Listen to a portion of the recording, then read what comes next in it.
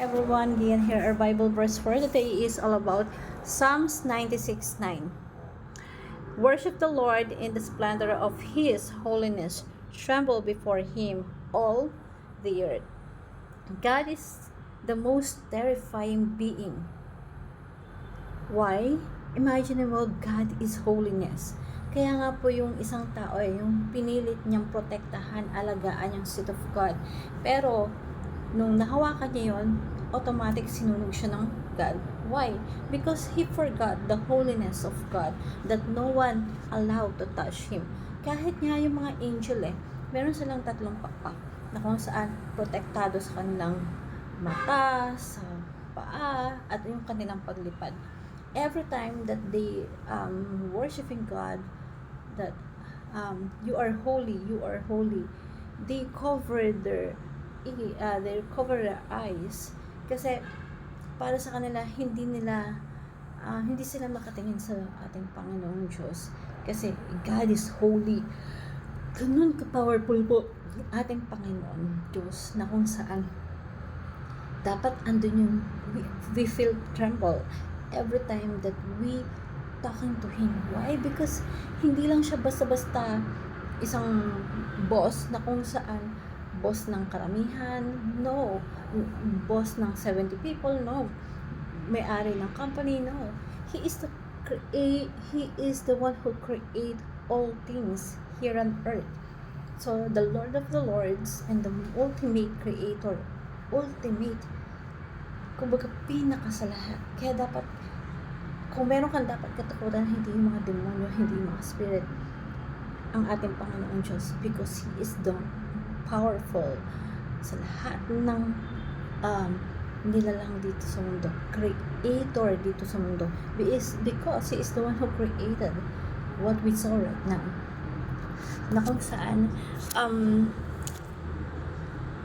kung meron kang dapat tatakutan, that is God. God is the most terrifying being, and God's holiness is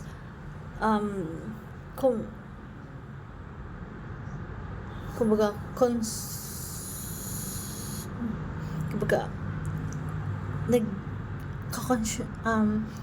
kayang mag-produce ng fire.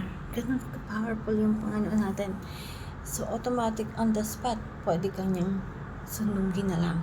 Ganun siya ka-powerful. Worship involves trembling before God.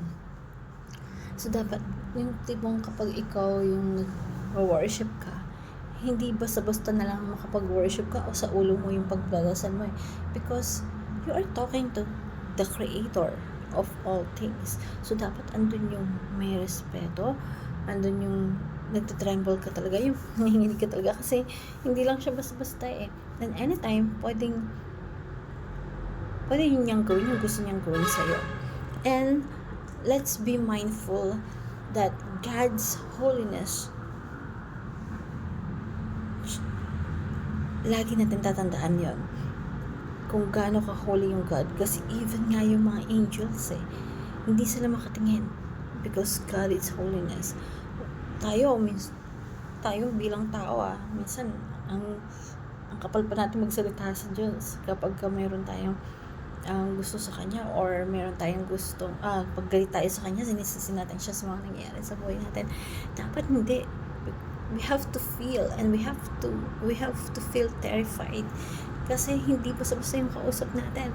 And be mindful how holiness of God is, na dapat itatak natin sa puso't isipan natin na yung God natin hindi basta-basta, hindi siya basta-basta kagaya ng iniisip po natin na kung sino na lang yung kausap mo na para siyang boss ng company. No, He's bigger than everything, na sobrang powerful. At dapat lagi natin isa puso't sa isip na